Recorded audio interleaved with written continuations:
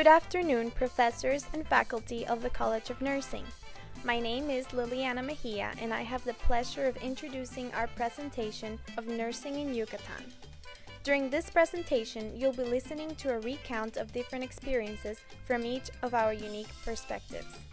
The students who will be presenting are Angelica Aguirre, Amanda Hogg, Caitlin Kelly, Liliana Mejia, Carrie Newsom, and Maria Orrego. We would have loved to be physically present today, but 3 of us are finishing up our practicum hours in Orlando and others are attending the nursing convention in Atlanta. Nonetheless, the following presentation is a thorough account of our observations of the culture in Yucatan, Mexico, and its influence on nursing practice.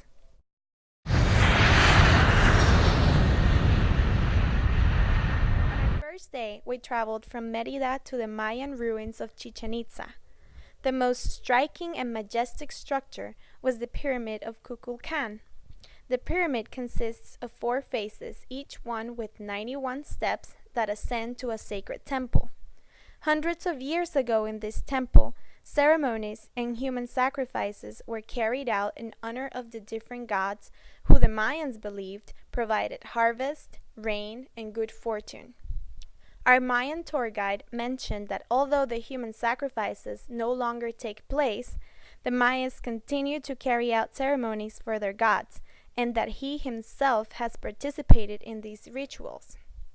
I asked him whether modern Mayans still believe that these gods influenced their lives, and he said they do. Mayans also still have medicine men called shamans who use medicinal herbs to heal. Our visit to Chichen Itza made us aware that the Mayan culture is still very much alive. Despite the region's massive tourism and technological advances, the people preserve their Mayan dialects and way of life. Before this visit, my closest encounter with the Mayan culture was in one of my early clinical rotations in Chance. I had a Mayan patient who spoke little Spanish. I thought she must be one of the last Mayan survivors who spoke an obsolete language from a remote location. This experience was a great introduction to our trip, as it increased our cultural tolerance and oriented us to the community we would be working with for the next week.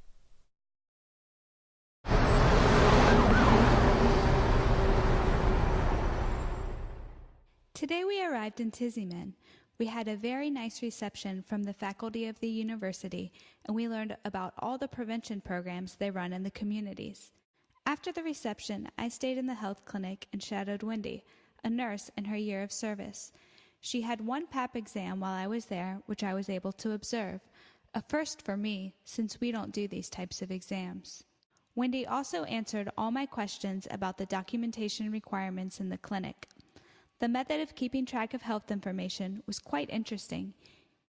Each patient came with 2 documents, the cartilla, which was a record of all exam results and immunization, and another document which listed demographic information and appointments. Unlike the typical voluminous medical records in the U.S., the amount of documentation on each family was very small, perhaps 10 sheets of paper for the entire family.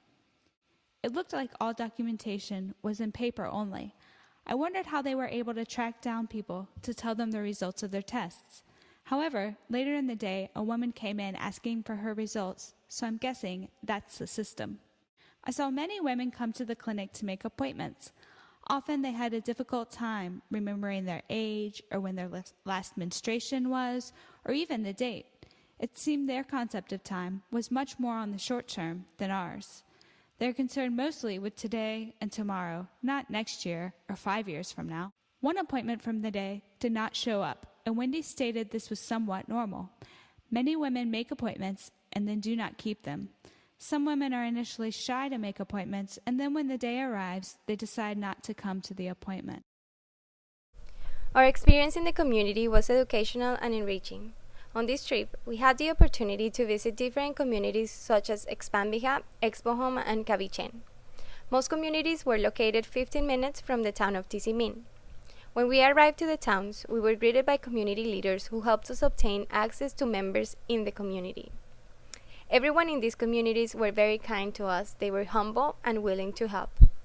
During these visits, we had the opportunity to conduct a nutritional assessment of children under 5 years of age. In addition to the nutritional questionnaires, we conducted measurements of height and weight to determine the nutritional status of each child. In conducting the survey, we observed that most of the mothers were between 17 and 30 years of age. Many of these young women had more than one children, and their educational level was up to a high school diploma.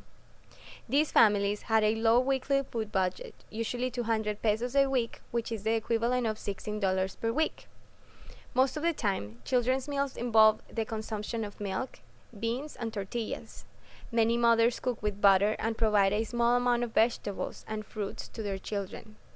Therefore, children's nutrition is inadequate and puts them at high risk of cardiovascular diseases and obesity. After trying to do the questionnaires with the help of our colleagues in the nursing school, we had the opportunity to interact with children and play with them in the community. The children were very full of energy and ran everywhere. Many of them ran barefooted on streets that were not paved. In addition, we were able to notice the living conditions in which these children live. For example, families slept in hammocks instead of beds. The houses do not have pipe water service and many have no electricity. To our amazement, in this community there was no garbage collection, which is why families often burn trash in the streets and children play around them. This, we thought, was very dangerous and unsanitary. It is amazing to note how different life for us living in a developed country. In these communities, people lack material goods, but find joy in family and other things that go unrecognized in other countries. We are glad we had the opportunity to observe how others live and learn to appreciate what we have and where we live.